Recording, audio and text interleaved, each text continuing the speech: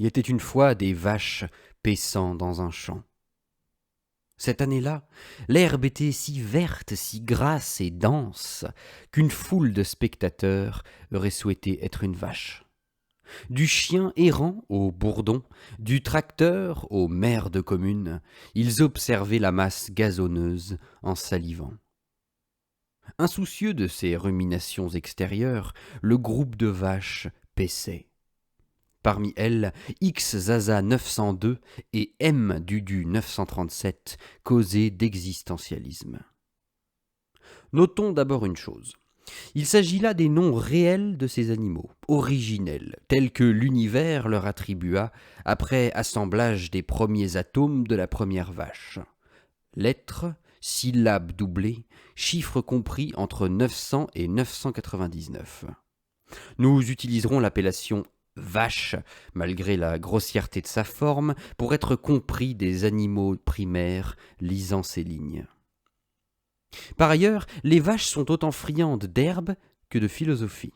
C'est là un fait inconnu des naturalistes, pour la simple raison qu'ils étudient les vaches en tant que telles, anatomiquement. Ils déduisent de la taille de leur cerveau et de la forme de leur langue certaines choses, alors que leur capacité à philosopher se déclenche strictement dans un champ d'herbe grasse, loin de l'œil inquisiteur, entourés de leurs bonnes amies et ruminant quelques récents gueuletons arrosés d'une revigorante eau fraîche. Dans ces instants insouciants et bénis, elles débattent avec vigueur de grandes questions philosophiques. Plus l'herbe est verte et grasse, plus ces discussions s'élèvent. Celle qui animait X Zaza 902 et M Dudu 937 l'était assurément. Zaza soutenait qu'elle n'était pas née vache. Le concept ne représentait rien pour elle.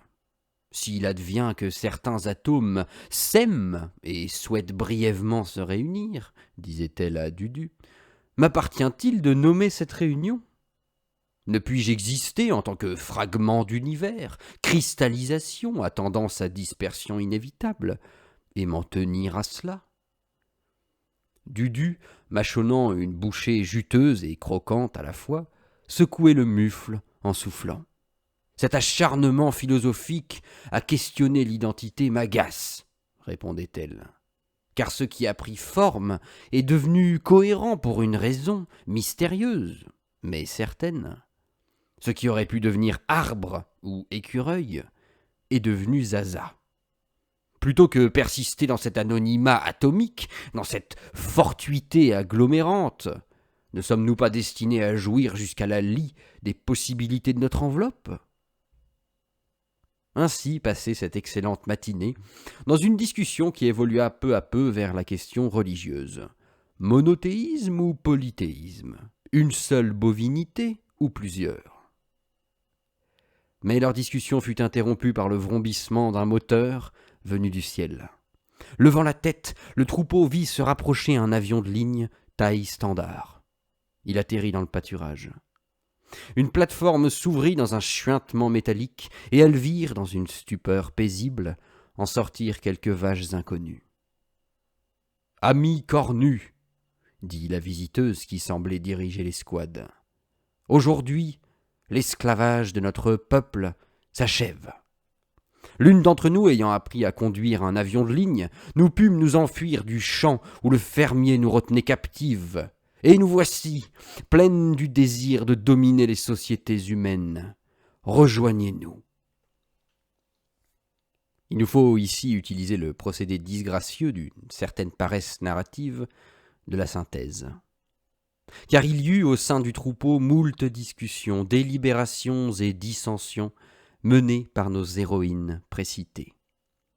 X Zaza 902 convainquit un important fragment du groupe qu'étant atomes, avant d'être vaches, elles se devaient de questionner leurs conditions. Devaient-elles brouter jusqu'à leur mort, ou ébranler le joug du déterminisme pesant sur leur destin comme un sumo ? N'avaient-elles pas le devoir de rêver d'autre chose ? M. Dudu 937 convainquit un autre fragment qu'il était plus noble d'habiter sa condition que de la fuir. Nées vaches, meuglait-elle, nées fortes et belles sur la bonne terre, au sein de la douceur du troupeau, elles étaient à la plus juste place. Quel besoin avait-on, quand on était une sorte de dalmatien surdoué d'800 kilos, de quitter la certitude du gazon pour l'incertitude des nuages? Bien entendu, un troisième fragment ne se sentit pas concerné. Toute société bovine saine respecte le droit inaliénable de la neutralité. Ainsi, seule une partie du troupeau suivit les vaches de l'air, celle menée par X Zaza 902. La suite de cette histoire est brève et dramatique. Il s'ensuivit que les vaches furent des adversaires plus féroces envers l'humain que l'humain lui-même. La redoutable perspicacité de Zaza les mena aux pires ruses, néanmoins nécessaires en temps de guerre. Accouplement d'une partie des effectifs avec de gros spécimens de requins en vue de dominer les espaces maritimes. Cela donna des vachequins de 1200 kilos fondant sur des sous-marins cornes et dents dehors, causant terreur et incrédulité. D'autres s'accouplèrent avec les oiseaux, choisissant là aussi les individus larges, autruches africaines, émeus australiens et albatros sur l'heure. En moins de temps qu'il n'en faut à un macaque pour se gratter les fesses, on vit fondre des altitudes laiteuses, perçant les étendues azuréennes ballonnées de pollution de nos villes, des régiments de vaches-oiseaux. Leurs attaques synchronisées et leurs méthodes d'exécution barbare du dirigeant de chaque pays par ingestion de lait jusqu'à explosion achevèrent d'établir la domination des vaches sur l'humanité. Aujourd'hui qu'elles dirigent nos pays, ici dans les tempérances de la démocratie, là dans les turbulences de la dictature, le chroniqueur de cette histoire se questionne. Vivions-nous mieux avant l'établissement du me comme langue universelle? Avions-nous vraiment besoin de plus d'un mot pour parler? Comment l'humanité, les yeux crevés par son orgueil, a-t-elle pu ignorer la menace vache si longtemps? D'ailleurs, menace ou bénédiction? Au fond, peut-être les choses arrivent-elles lorsqu'elles le doivent. Grattant ces ultimes lignes, il nous est difficile de ne pas penser à la célèbre parabole du vieillard et de la petite fille. Un vieillard et une petite fille, par une pétulante soirée d'automne, regardent par la fenêtre en croquant des noisettes. Certaines sont trouées, d'autres non. Il est impossible de savoir si un renard sauvage a uriné sur certaines d'entre elles. Aussi, le vieil homme et l'enfant les grignotent sans discrimination. Soudain, la petite fille aperçoit une vache-oiseau passer dans le ciel. « Meu » demande-t-elle au vieillard. « Meu » répond-il, le regard tourné vers l'horizon.